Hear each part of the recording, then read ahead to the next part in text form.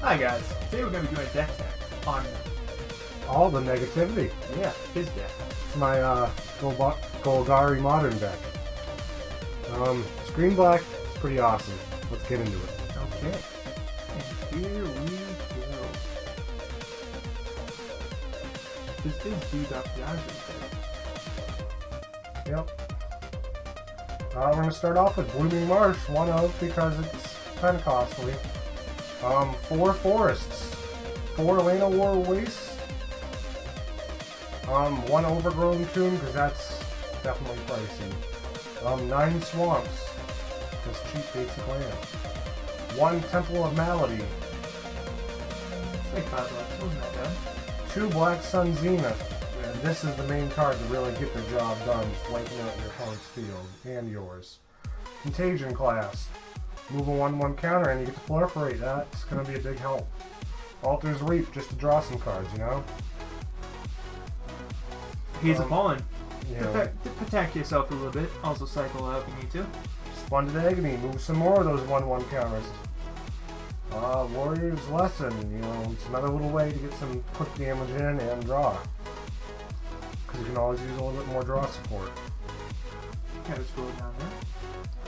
Cartouche of Ambition, you know, move some 1/1 counters, get a +1/+1 in lifelink. Nest of Scarabs, start building up an army of bugs by, you know, whenever you move a -1/1 counter on stuff. Your Trial, you know, that works great with a cartouche, so you can keep making your opponent sacrifice a creature, putting it back in your hand. 2 Lilianas, she's from the dual deck, she helps move 1/1 counters. Festering Mummy, he's a 1/1 for 1, and then when he dies, you move a 1/1 counter on your opponent's creature. It's a win-win. Hepatra, she's a 3 of your main combo to get your Death Touch Snakeouts whenever you move a 1/1. I only put 3 because she's a legendary and you can't always have more than one of her. Necroskitter, whenever something with a 1/1 counter on it dies, you put it on the field under your control. Yeah, that card. Just make your opponent sacrifice a creature. It's expensive though.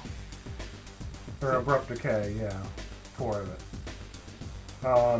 Altar's Reap, you know, more draw. Fatal Push, kill things. Yep. Sign in Blood, more draw support. And 3 more Warrior's Lessons. So you have a decent sideboard for either if you have to start picking off killing more of their creatures. This deck's gonna cost like $110, $20. The mana curve's kind of funky, but it works out pretty good. It's actually very annoying to play against. Yes. So if you guys... Yeah, I want to do green-black without having removal, so then I tried to figure out how to put more draw support. So that was his green-black deck. He just said he wanted to make it out removal, but really all the 1/1s are kind of removal-y, and they also give him stuff. It's more like because I didn't want to make it a straight-up black removal deck. I said, you know, why don't I try and pull something a little bit different, where I weaken my opponent at the same point where I start growing wide, and I thought that was a real easy thing to do, because Hepatra was one of my favorite cards from Modern Deck. It's a very, very annoying deck to face. It's like he's stealing all your creatures, he's killing everything you have. There's a lot that... Again, It's like a black, wide control kind of feel. yeah. Especially when you get that green draw support in there, it can really help out.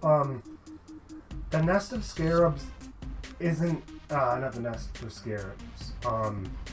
That's very necessary. The green Haze of Pollen.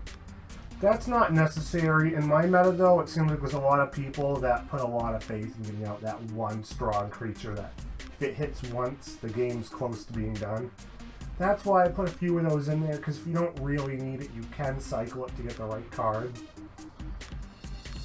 What would you replace it with? The Abrupt Decays. Fair enough. That's a very good statement. That's a good piece of removal to get rid of anything. Maybe a Fatal Push. Yeah.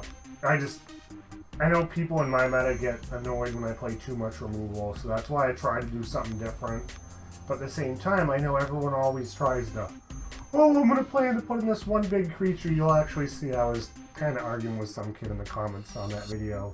He's like, no. For most competitive, that won't work. And it's like, For most, it depends where you play. Again, guys, our decks are not going to be like top tier competitiveness.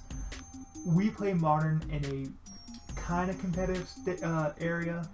Half competitive, half fun. You know, we try and play at a limited budget. We're not trying to kill the bank and win on turn 4 every game. These decks are more made for people who are...